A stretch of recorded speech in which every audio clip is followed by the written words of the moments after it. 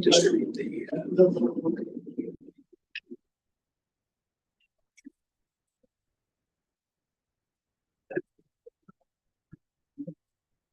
So.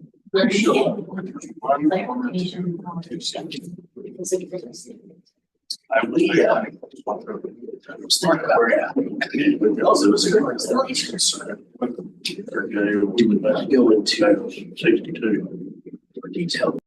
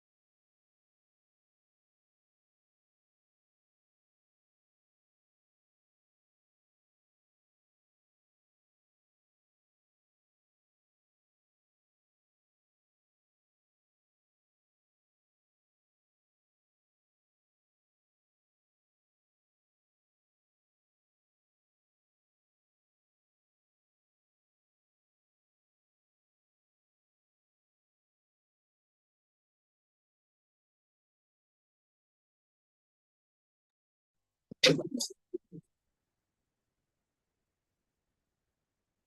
ahead and call the informal hearing subcommittee, Tennessee Peace Officer Standards and Training Commission to order.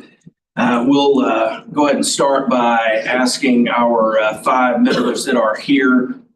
We do not have any members from the normal informal subcommittee that are here today. So out of the 5, who would like to be the 3-person panel today? I believe you are actually. So,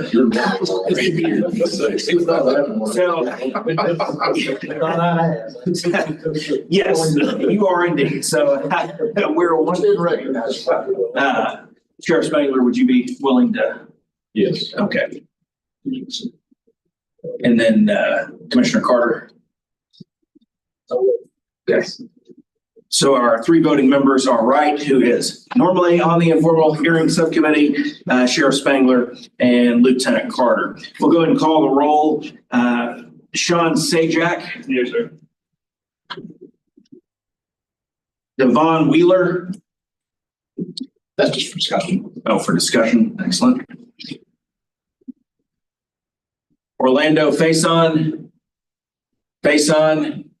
Shelby County Sheriff's Office. Daniel Neuenhouse. Stephen Warren.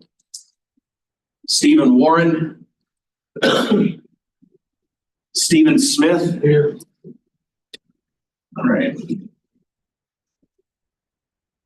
We'll start with the Knoxville Police Department. Sean Riley Sajak. Mr. Sajak was submitted for decertification based on his resignation during an internal investigation for violation of department policies. We have a representative from KPD here. Excellent. Go ahead, sir. If you would step up to the podium and state your name and your position and tell us about this situation.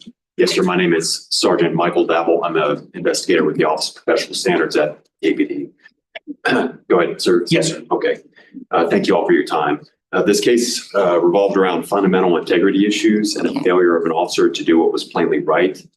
The case involved Mr. Sadak falsifying an official police document, in this case, a field interview involving a juvenile.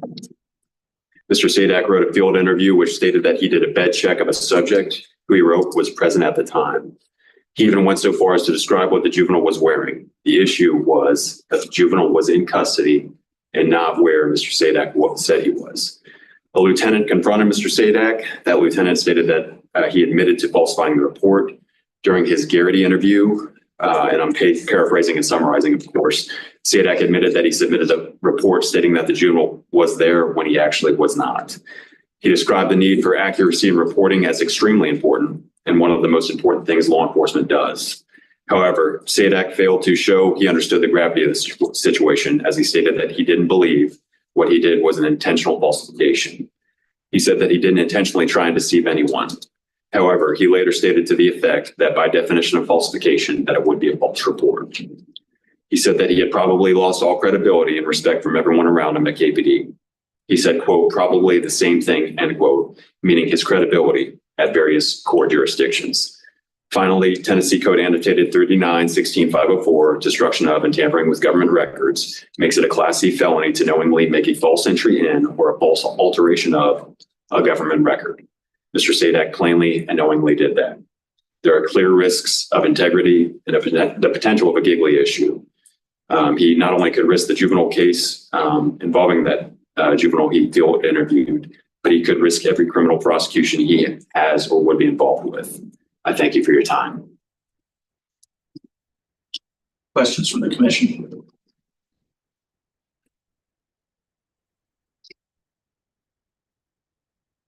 Yes, sir.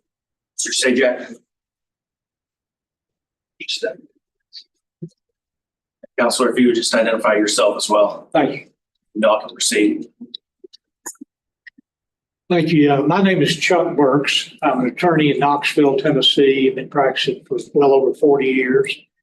I do a lot of PBA and FOP work and had the honor to represent officers in various forms of issues and so forth. And so I'm here with Mr. Sajak in this case. I'll let him speak in just a minute, but He does not take issue with the KPD report. He'll explain to you and has openly admitted that he was working and had done several reports that night and did not get around to that one report, did fill it out, and he understands the severity of what he did. He did resign. He has an opportunity, subject to being able to maintain his certification, to go to work at the Sevier County Sheriff's Office. They're waiting to determine about his certification in this case. He certainly understands the gravity of what he did. He admitted clearly and fairly to the investigation with KPD. And we're just simply asking you to consider allowing him to maintain his certification with whatever qualifications or recommendations that you ask that he do, if he needs to do any other kind of training and so forth. But he wants to be, he's a young man. He had worked for KPD for a little over a year in patrol. And I think he has a potentially a very good future as a law enforcement officer. I understand the issues that KPD raised in terms of Garrity and so forth, but I will tell you that several officers that are currently on the KPD staff and other staffs also fall into some questions of Garrity, and it's just a question of whether he's able to pick himself up and pursue what he desires to do and wants to do, and that is to be in law enforcement. And with that, we do have his last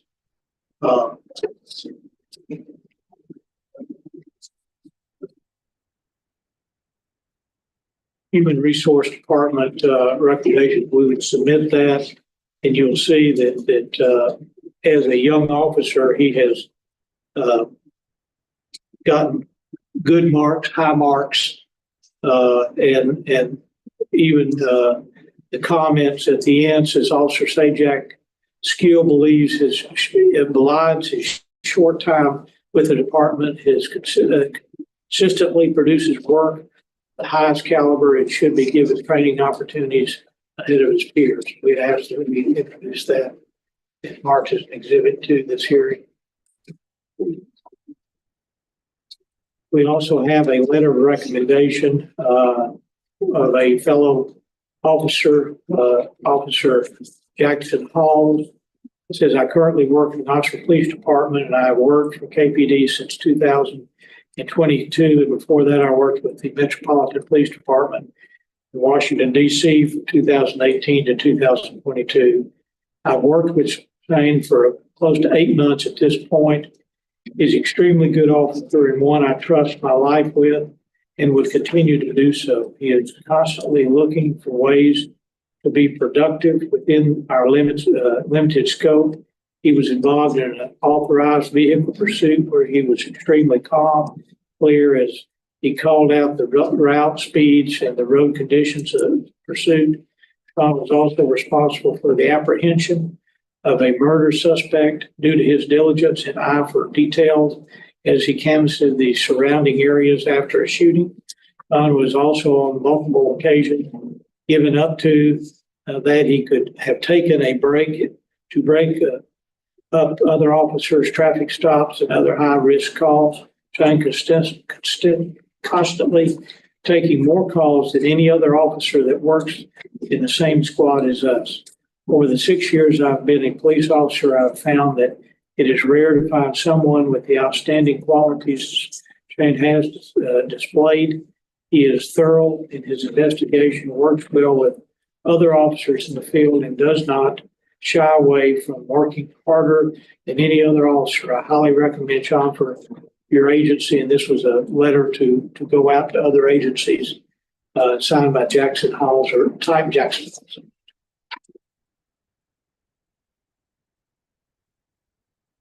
I think it's uniquely rare to have the opportunity to represent a young man who clearly made a mistake, who is very remorseful and regretful that he got caught up in trying to get records done when he didn't have time to finish them, and he made a mistake. And he understands and recognizes the gravity of that mistake, but he wants an opportunity, a second chance, to be able to prove to Knoxville Police Department, Knox County, and this state that he is a person that would, if given a chance, make an outstanding law enforcement officer, and that's his heart's desire. And with all of the problems that we see this day and time, officers retiring and quitting and so forth, he is a young man that wants to do this work and is willing to go the extra mile, and has shown that just in the brief period of time that he's worked with the Knoxville Police Department. With that, I'm going to let Shane talk to you just for a second about the situation. Afternoon, gentlemen. First, I just want to say thank you for your time, allowing me to be here and speak in front of you all. I know it's not the reason I want to be in front of you all, but it is great to be in front of so many law enforcement professionals who have dedicated so much to this career. So thank you for letting me be here and giving me this opportunity. First, I'd like to say, with that incident with KPD, I'm very remorseful. I've been remorseful from the start. The entire time, I've been nothing but honest about the incident. Never tried to deceive anybody about it. Never tried to make up excuses or anything like that. I've been fully acceptive of what I've done, and I know that it's wrong. Like the investigation said, at the time of the incident, I didn't understand the gravity really. After my months of sitting here with my thoughts and thinking about everything that has happened, I fully understand the gravity of what I did. And I can fully assure you all that if I am given a chance, nothing of the sort will ever occur again in my law enforcement career.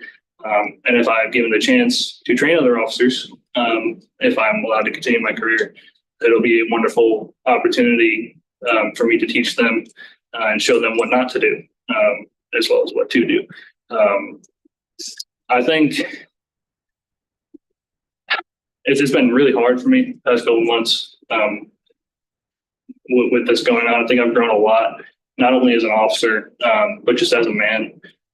I'm young, and while I mature, I think this has matured me greatly beyond what I was when it happened.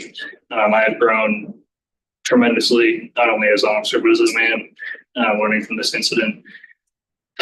And even in the entire time when I went to teleserve during this incident, during the investigation, where a lot of officers may have, hung their head and done nothing, I continued to work hard.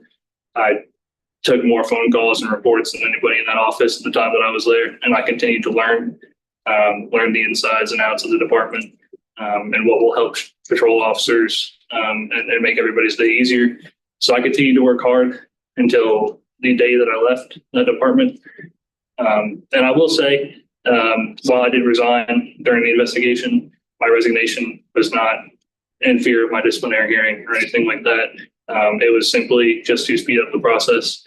I had already finished the entire hiring process with Sevier County. The only thing I have left is the doctor's physical thing, which would be done after I signed the papers, of course.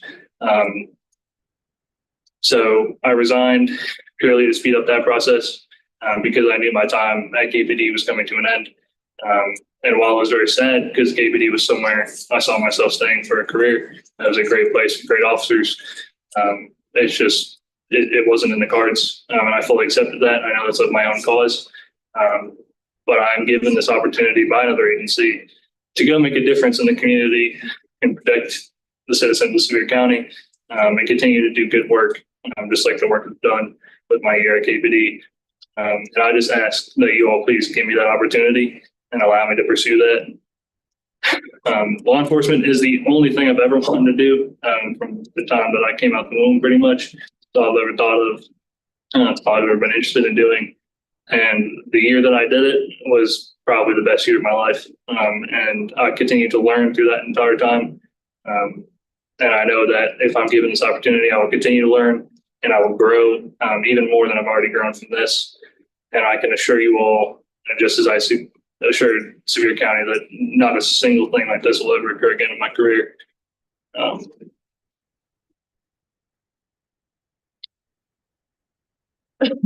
That's a yeah. Sir, I've got a few questions. Sir. Why did you do it? I really don't know, sir. To be honest, it was a long night. So the way I operated for the year I was with KPD, I went to pretty much every single call that I possibly could go to in order to learn as much as possible. I was going to 20, 25 plus calls a day, depending on what I could do. Calls that were dispatched to me, calls that I just had the time to go to back up my partners, backing up my traffic stops, things like that. I got myself caught up in too much work, pretty much, and I failed to complete all that work. I think I overburdened myself a lot in the street. I didn't realize it until after. But I would work pretty much every day I was off. I'd work overtime to get more experience and more calls and stuff. And it was just a constant cycle of work. And I think I overburdened myself, which is another thing that I've learned from this whole thing. If I'm given the opportunity again, I will not do that. But it got caught up in a bunch of paperwork, and it just. You were going to that many calls per shift or per day. Yes, sir. Why did you feel like you had to make up a contact? At the time, I didn't. I really don't know, sir. Maybe it was fear of getting in trouble for not doing it. I've literally never been in trouble my entire life. As weird as that may sound, throughout all of school and growing up and all that kind of stuff. So this is really the first time I've always had the fear of being in trouble, right? So it may have been that, honestly, just pure ignorance, pure stupidity at the time. In your evaluation period, the evaluation the counselor read, Sir, how much of that was FTO program? none of it. None of it? Not that eval, no, sir. So you never were in the FTO program? No, I was in the FTO program, but that eval is from my from being on my own. And, Sergeant Vesser was my sergeant when I went to Bravo Squad after FTO. and Officer Hobbs, was he a coworker? Yeah, so he was my B partner the entire time I was on Bravo Squad. Not supervisor? No, he was my B partner. That's all I've got. Commissioner Wright, a few questions, I guess, try to help me understand. So you would be given so many bed checks as you were required to do per shift? So is that? Yes, sir. So the way it worked is east side of the squad that I worked for, the district split into two. We got the northern side and the short east side. We had one show cap on our side, and on the north side, which is where I worked. East side had, I believe, 7 or 8 at the time, 6, 7, 8, somewhere in that range. So that night I was actually given 2 from east side to go help with. And then the one that I always have, which is the one in question. I had performed the 2 earlier in the night, one of which I spent an extra 10 minutes there waiting for him to get home because his mom had said he was on the way home. So I waited there for him. He never showed up. I did the other one as well. On the way to the third one, one of the short east guys, Officer Bailey, stopped a car. I was passing it. I'm not going to pass up my partner when he stopped the car. So I got out with him, helped him with the traffic stop, and my night just continued on. And that show cap check kind of just went on the wayside.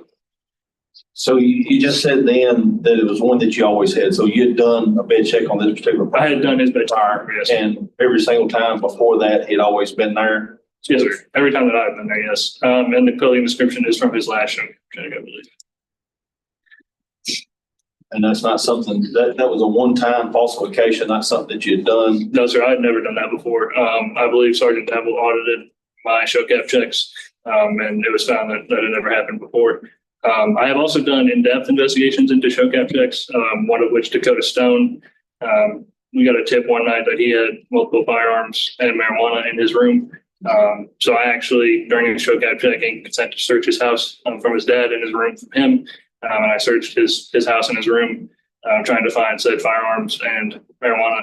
Nothing was found, but I did do an in-depth investigation on him at that point.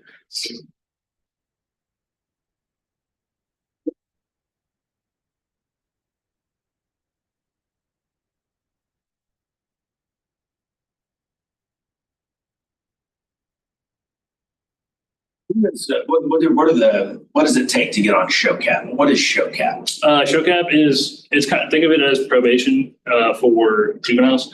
So juveniles that commit serious crimes, they'll end up on the show cap program. It's basically a nightly bed check program run by the juvenile DA's office, where us as KPD officers go out to their apartments or houses between the hours of 10, I forget the morning hour where it cuts off at, between those hours to ensure that they're home because they have a curfew.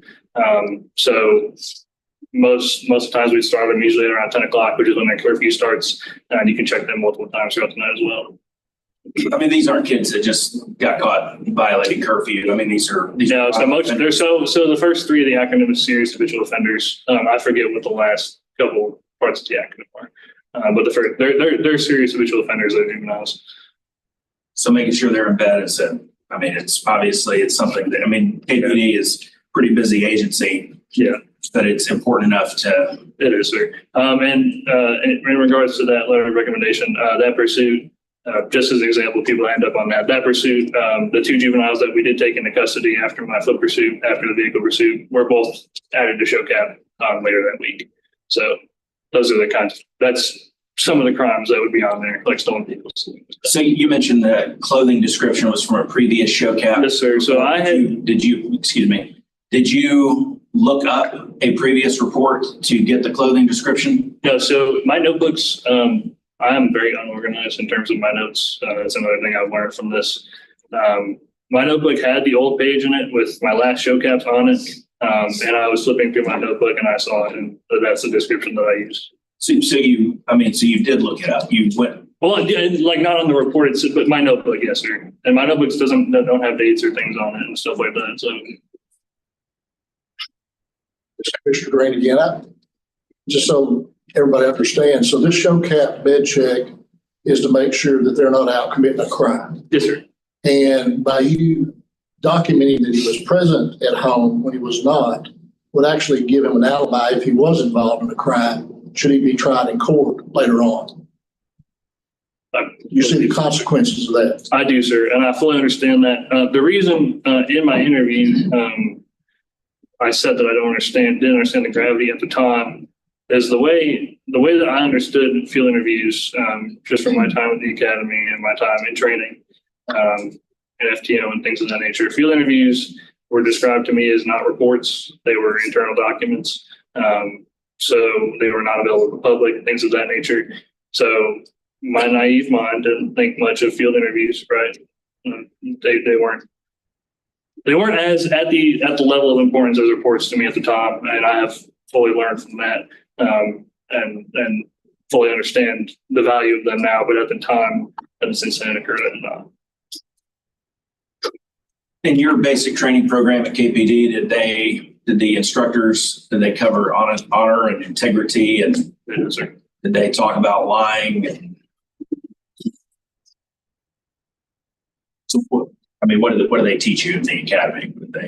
Just honor and integrity are the most important things. And I think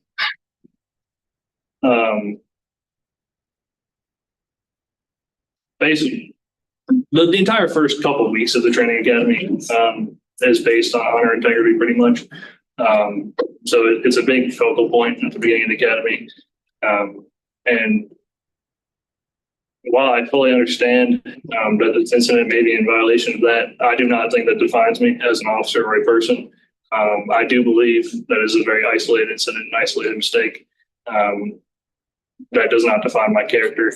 I think that a lot of the other things I've done as an officer or throughout the academy or through FTO will show that. I pride myself on being able to learn from my mistakes. I know this is one that I have very thoroughly learned from. And at least throughout FTO with all my DORs and stuff like that, you can see that if I make a mistake, it's only made once. And I can assure you that this one will not be made again.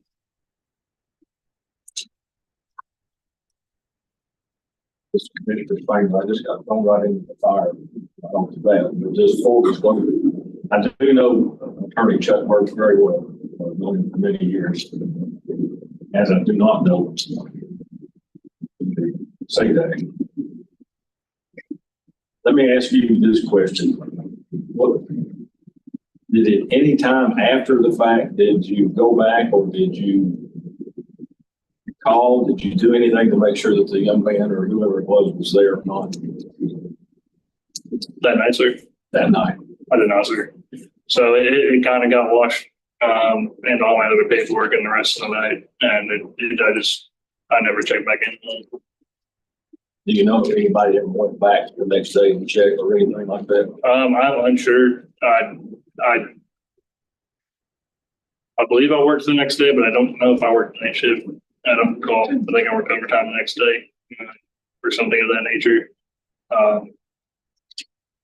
I don't recall if somebody checked the next day. Mr. Carter, I have a question. How do you think your credibility with fair should have him testify in court? So I think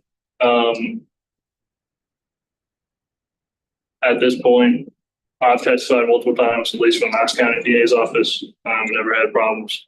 And while this incident is on my record, I think my credibility will still be where it's at with the quality of work that I've done in the year that I've been there, the quality of the reports that I've written, and the quality of police work that I've done. While this incident, it does look bad on me, I do not believe it'll define my credibility, and I believe that I can overcome that. How long have you worked for KPD? So I worked there as an officer for a little over a year. I also worked there as a civilian. I started in December of 2022.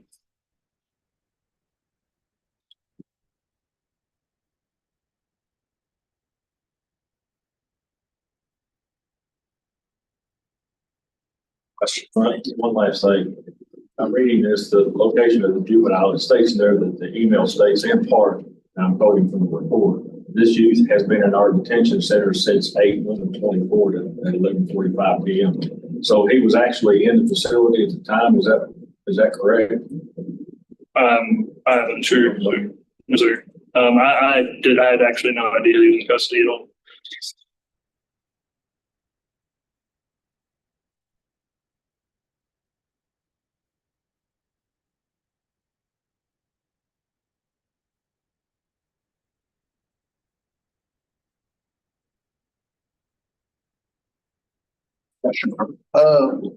Can we get the?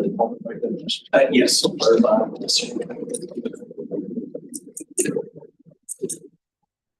Sergeant, I know we know who you are, but if you would, just for the record, identify yourself again for us. Yes, sir. Sergeant Michael Devon, Office of Professional Standards.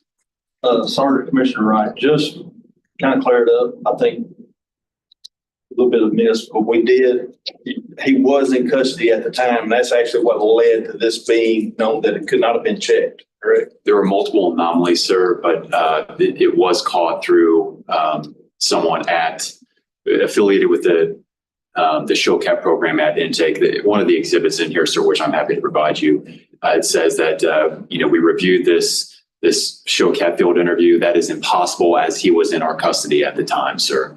But I believe that one of our detectives also received word about an anomaly about this, and so there was multiple mechanisms how the department learned about this, sir. All right, thank you. Sir.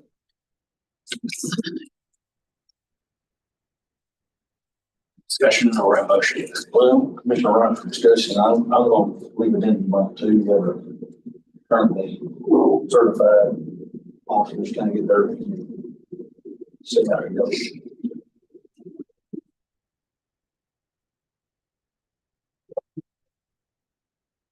Well, integrity in their department, it carries a lot of weight. And we've had an officer in the same situation where he's not able to testify due to the fact that he was being dishonest on the report. So, it just put a bad taste in him about it right here.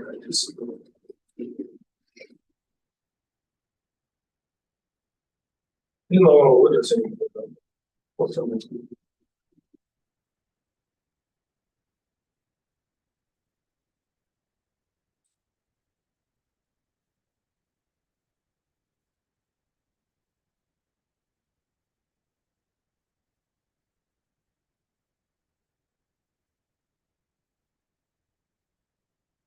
Commissioner Wright, I know 4 quarters, probably a little chatter. I'm gonna go ahead and make a motion and just move this to a full hearing.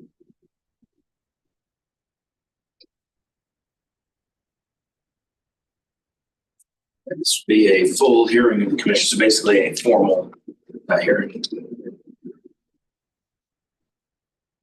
We have a motion by Commissioner Wright to put this in front of the full commission for formal hearing. Do we have a second? Second. We have a second from Commissioner Carter. Any discussion? Hearing none, we'll take the vote. All those in favor of sending this to a full formal hearing for decertification, say aye. Aye. Opposed? Hearing none. So move on to a full hearing. Investigator Creed, can you explain to his counsel what the next steps are?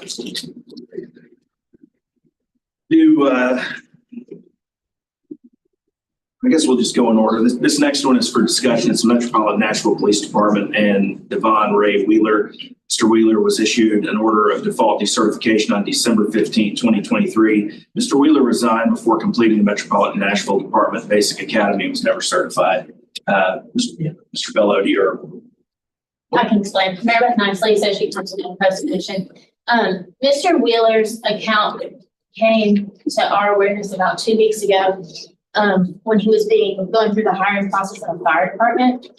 It indicates in a cadence that he submitted to the NDI as a decertification. However, he never graduated from Toledo and was never issued a post certificate. So we believe that this was an error that occurred prior to our decision, maybe in the summer, about not allowing decertifications to go through if that person had to be certified. That's just a procedural step.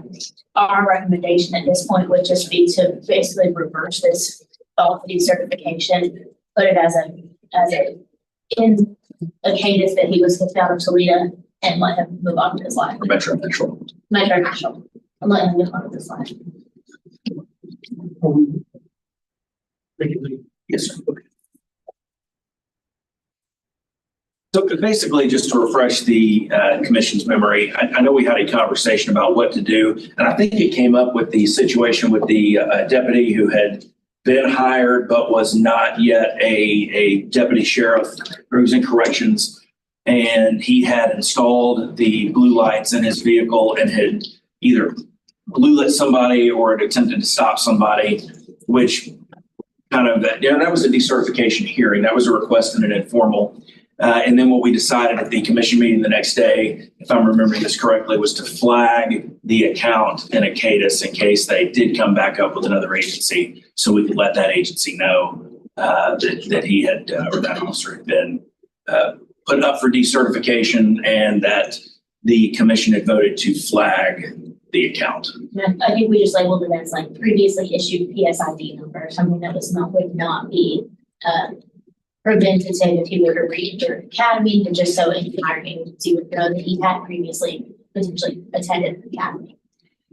For this individual, he was put on the informal decertification committee, Mr. Wheeler was, inadvertently, and then he defaulted. He defaulted, so never even got a chance to be discussed and come to anybody's attention, so. So we think this was just basically an oversight on paper. So we need a motion on this. Probably just to reverse the decertification. Commissioner Wright, I'll make a motion to reverse that decision and just mark this flag, not decertified. Commissioner Spangler, I'll second. We have a motion to reverse the decertification, the default decertification, and mark as flagged. Any discussion? Hearing none, we'll take the vote. All in favor say aye. Aye. Opposed? Hearing none. So moved. Moving on, Unicoi County Sheriff's Office, Stephen Craig Smith. Mr. Smith was submitted for decertification based on his resignation during an internal investigation. Representative from the Unicoi County Sheriff's Office. And sir, if you would just identify yourself for the informal hearing subcommittee and tell us about this situation, sir. Good afternoon. I'm Sergeant Thomas Smith with the Unicoi County Sheriff's Department. I am an investigator within the Criminal Investigations Division. This incident occurred on September the 5th, 2024 at the Unicoi County Elementary School in Unicoi County. The director of schools, who's named John English, contacted my chief deputy concerning some issues with the school resource officer at that school. They were concerned about some statements that were made by Officer Smith at that time that caused concern for the staff and the teachers, as well as the director for the school. According to the statements that Mr. Smith made, he had issues with the policies that were in place by the school itself. And he made a statement concerning another agency. Actually, I believe it was two different agencies, the Irwin Police Department SWAT team and the Nuclear Fuels Special Ops team. We have a mutual aid agreement with both of those agencies to assist us if there is an issue that arises and we need their help. Mr. Smith made the comment that they had no authority within the school system, and if they come there, he would probably shoot them.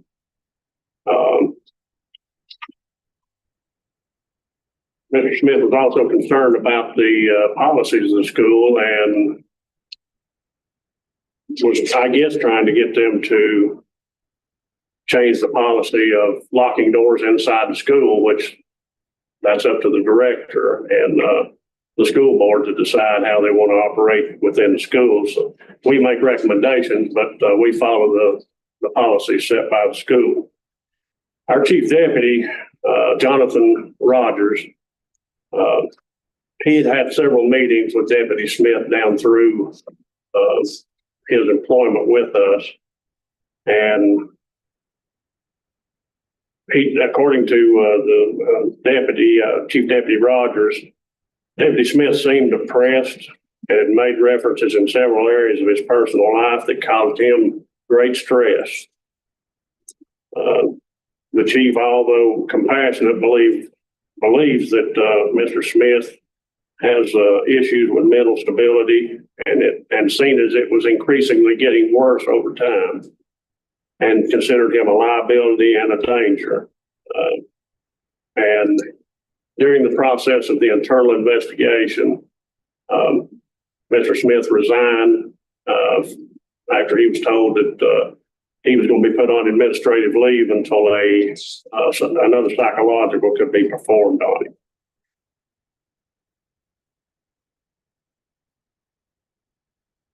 Questions for the commissioner?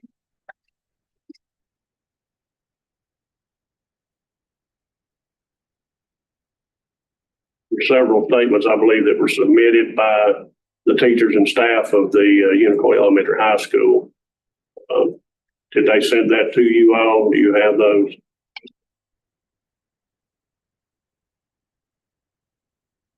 They're not in the packet that's on the iPad. Do what? They're not on the packet in the iPad for the commissioners. Do you have those statements? Yes.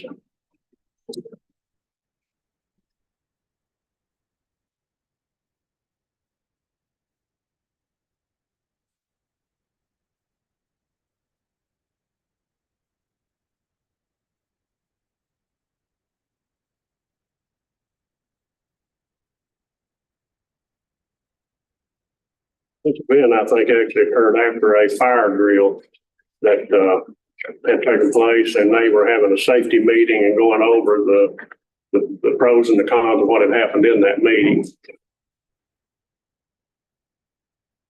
Mr. Spangler, my question to you, sir, is that obviously before he was notified that he was going to be put on leave, the chief deputy made comments that he had some reservations about his mental stability before that as well.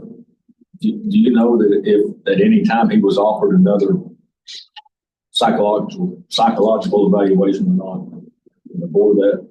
Before he was told he was going to be put on administrative leave? I don't know. I don't think so. I can put it like that. I don't believe he was. Thank you.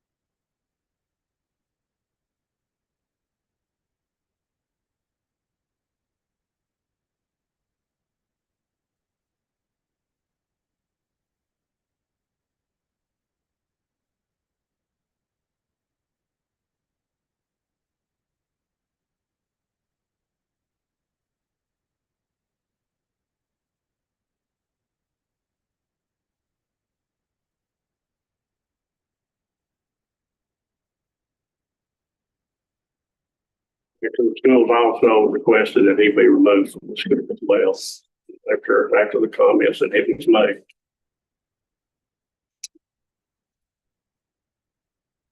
Sorry, this is Commissioner Wright. Is his employment with y'all's department the entire time? Was it just being an SRO? I'm sorry, I couldn't hear you. His employment at y'all sheriff's department, was it just hired in as an SRO? Did he perform patrol before that and then moved to SRO? How did that come about? Yes, sir. He did get, he started in patrol with us, and then I think he was hired in the summer, July, I believe. And he worked patrol, and then when the school started, he was moved into the school system.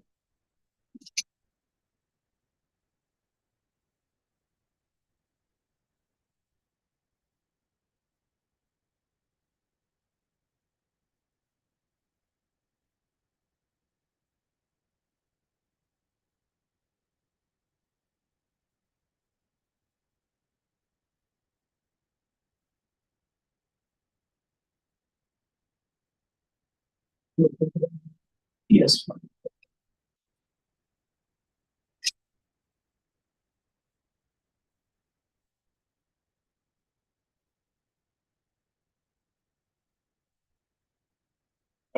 Sir, we'll call you back up if we need you. Mr. Smith, thank you. You step up there and would state your name and give your side.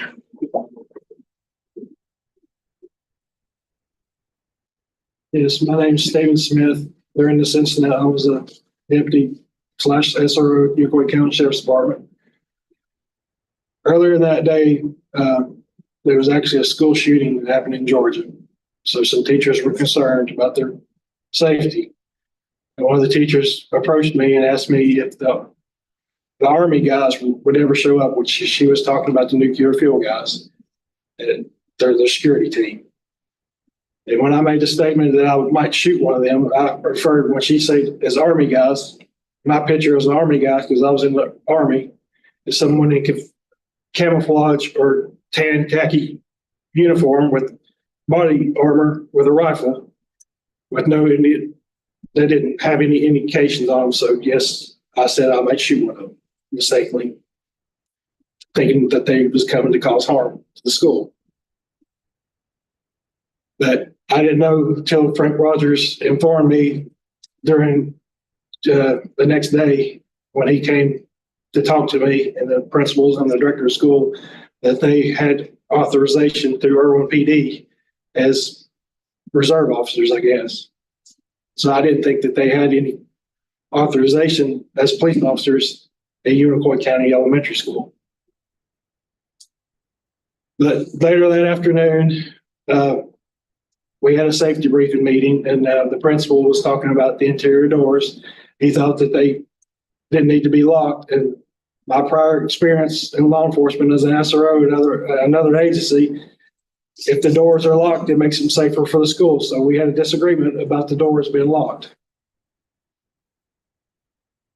But that's all we had was a disagreement. I said, that's fine that we disagree, but I disagree with you. I think the kids would be safer if the interior doors of the schools was locked. because if a intruder got inside the school, when he came to the first classroom and the door was unlocked, he could go ahead and basically kill everybody in that classroom. I feel like if the doors was locked, and if all the teachers had their doors unlocked, that the intruder would be in the hallway and it'd be the best place for me to encounter that intruder.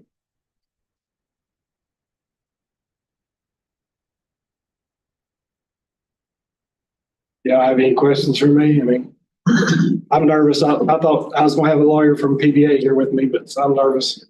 I've never had anything like this happen to me before. And the reason I resigned is because I didn't want to work for the sheriff's department anymore. I just didn't want to work for them no more. It had nothing to do with them asking me to take a psychological. I'll take a psychological today if you. That had nothing to do with me to resign. I just didn't want to work for that agency no more. Mr. Smith, this is Commissioner Wright. Can you tell me a little bit about your prior law enforcement career? What did it consist of? I worked at the Northeast State Correction Complex, which is the Mountain City State Jail, for a little over 2 years.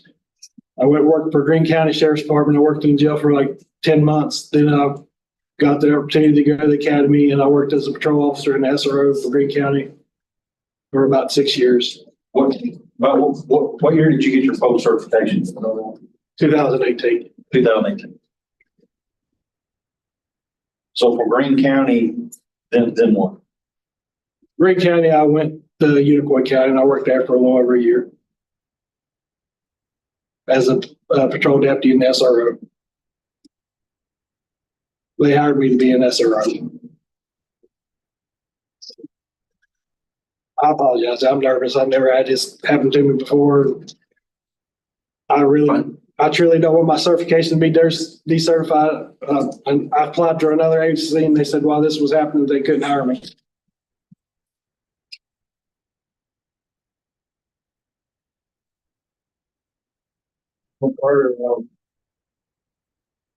Getting back to the schools, so I can safely assume that the outer doors are locked, but The outer doors of the school are locked, but the interior doors, like into the classrooms, they said that they think that they should be free willing like a city. People can come and go as they pleased. okay, so you're basically trying to tell everyone to lock it. I told them that I think the doors would be, the students would be more secure if the teachers locked their doors during class time.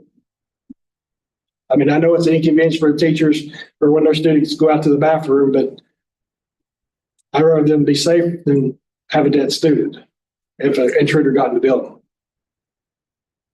Okay, is that a policy that is not a policy the Unicoi County school system has, no. I'm sorry, say that one more time. That's not the policy. The policy is that they can have their interior doors unlocked as they wish. Are you working anywhere right now? Right now, I'm working at a factory, but I just got offered a job at a security company. What was the pretense of this being submitted to us for decertification? May I answer that? No, we're gonna get it up. We're gonna find out specifically in a case. I believe it's resignation during the investigation, but will you verify that? Okay.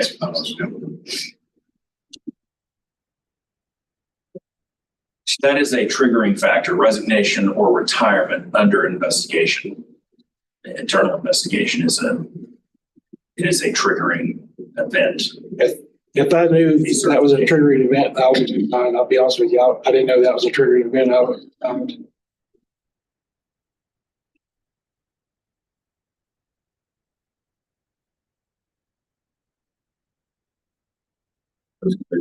Based on that, at least what we have, I think if he were to go to another agency, obviously they'd do a psychological, and I'm going to make a motion that no action be taken. Commissioner Wright, I'll say. Well, just to give you some information,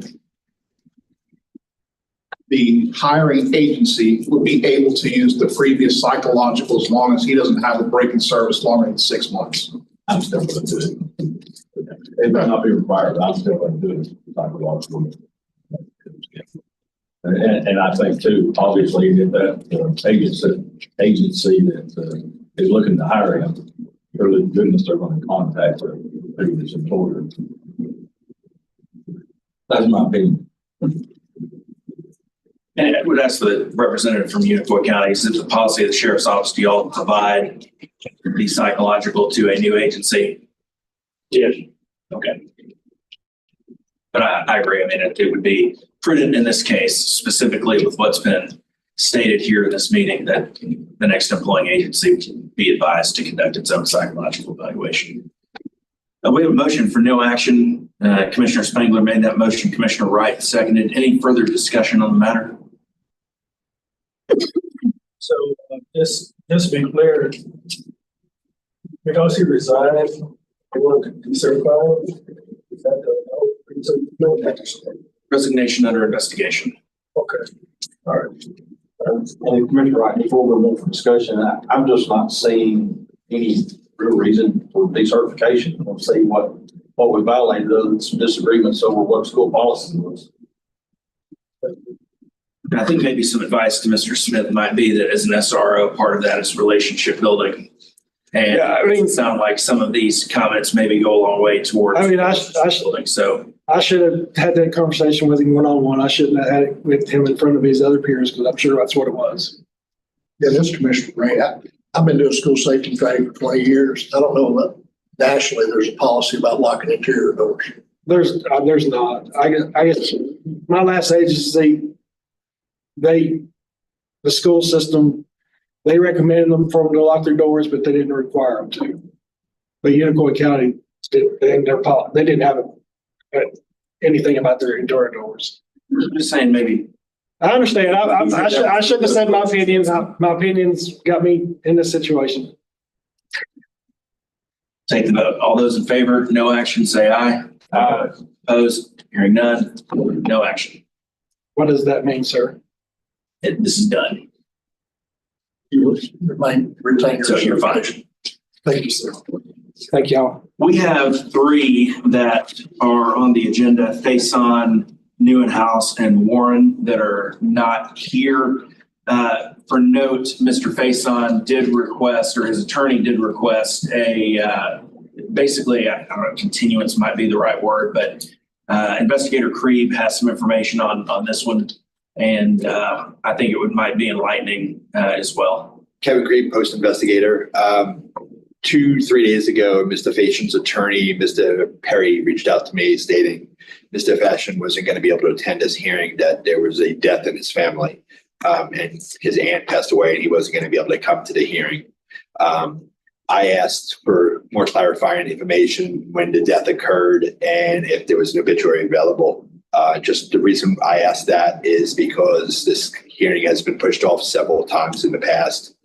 This hearing's been tried to be scheduled for, I think, over a year now, to get him back on the agenda. He was originally decertified at an informal hearing. His attorney came to the post commission and asked the commission to reconsider that as a default, because it was his fault, the attorney's fault, that he was not, he thought he had the wrong date and he thought it was the next day, and he did not show up because he thought it was the next day. We tried to schedule it several times after that to get him back on the agenda and nothing prevailed. I gave him another opportunity to set it for next month or this month. They chose this month to have the hearing. When Mr. Perry contacted me back after I asked for this information, he said it wasn't an urgency anymore. It wasn't important. It wasn't an immediate thing for the death, but his client still wasn't going to come. I asked if Mr. Perry himself was going to come to the hearing himself, and he said he was not going to come either to the hearing. So I feel it's been set several times, and it's not an immediate incident that he said himself. So I'll leave it up to the commission of what they decide. Shelby County Sheriff's Department is here though. Commissioner, is this happened to be the same one that last month could be there because of traffic? And how long ago was the death? He told me it was not. I pretty much said like a month ago, but he didn't mail me a letter yesterday or today that it said it was last week. But it wasn't important or imminent when he told me.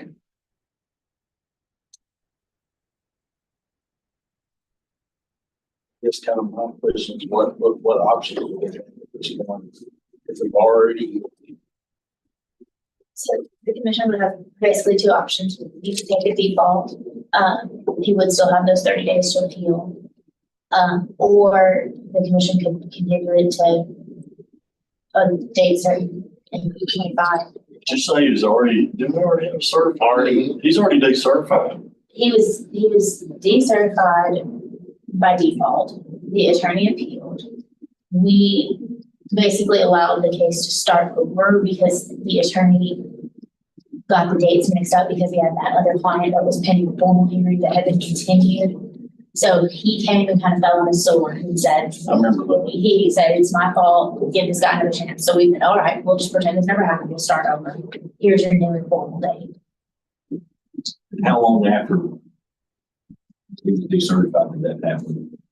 He appealed within 30 days, or reached out to us. He came in front of the commission maybe 3 or 4 months after that. What is the, have you talked to the attorney? I talked to him on the phone yesterday and the day before, and I got The attorney not want to appear and he did not. Also, this case is pending since, I believe, 2021. make a motion for default. Commissioner Wright, second. We have a motion for default, decertification, and a second. Any further discussion? Hearing none, we'll take the vote. Those in favor say aye. Opposed? Hearing none. It's default, decertification. And then we'll take the two for the Department of Safety and Homeland Security. Both are new shows today. Sister Annabella, both were served properly. Yes. And we can take those two together if the commission would so desire.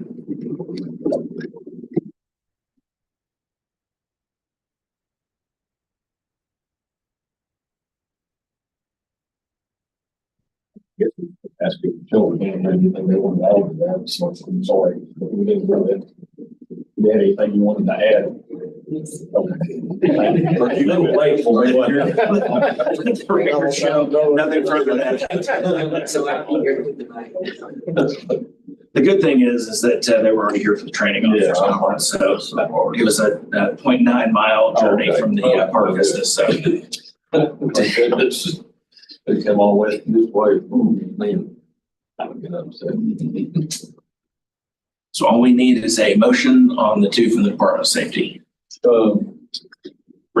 I thought what we had gone through, we kind of got into the vote been served, Yes, sir. All everything's proper. Commissioner Wright, motion for default. For the two from safety. We have a motion for default decertification. Or second. Carter second. Any further discussion? Hearing none, we'll take the vote. Those in favor say aye. Opposed, no. Hearing none. Motion carries. And this meeting is adjourned.